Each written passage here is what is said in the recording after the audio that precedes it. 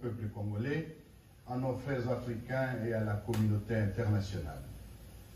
Appel à l'unité nationale pour la stabilité de la République démocratique du Congo. Mû par la volonté de sauver la nation en danger et de restaurer la dignité du Congolais, la République démocratique du Congo en tant qu'État. Animé par la volonté du vivre ensemble, de l'unité et de la cohésion nationale, et d'en finir définitivement avec l'insécurité généralisée, les tueries et les massacres massifs des populations, ainsi que les génocides, les idéologies génocidaires véhiculées par les forces négatives alliées au régime de Kinshasa, avec comme conséquence des déplacés congolais et réfugiés, principalement dans la partie orientale du pays.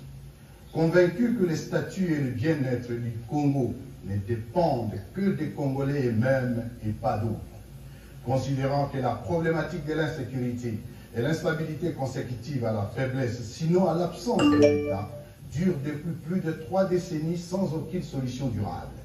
Considérant les déficits de gouvernance des institutions nationales et leur incapacité à restaurer l'autorité de l'État sur l'ensemble du territoire national et rassurer nos populations,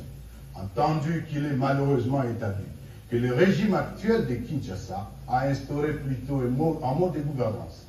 des antivaleurs telles que la corruption, le détournement des deniers publics, la spoliation des biens publics et privés, le tribalisme, la discrimination, les mensonges, la chasse à l'homme, l'instrumentalisation des institutions et de la justice et des services d'État, la manipulation tribalisée de la justice, les arrestations arbitraires, les assassinats, les crimes économiques, la glottophobie et l'exclusion ainsi que la division et l'appauvrissement de la population. Vu que le régime de Kinshasa a fait le choix délibéré de sous-traiter la sécurité nationale en utilisant la guerre comme fonds de commerce, sacrifiant les forces armées de la République démocratique du Congo au profit des mercenaires étrangers et des forces négatives qui écument l'est du pays, y sèmant mort et désolation. Étant donné que le gouvernement de la RDC viole délibérément la Constitution, les lois de la République et tous les traités internationaux conclus par notre pays, étant tous témoins de la confiscation du processus électoral en cours par le même régime à tous les niveaux et sa décision d'opérer un coup d'État électoral, nous basons sur l'article 64 de la Constitution de la République démocratique du Congo. Lançons ce jour un appel à l'union de toutes les forces politiques, sociales et militaires de la République démocratique du Congo.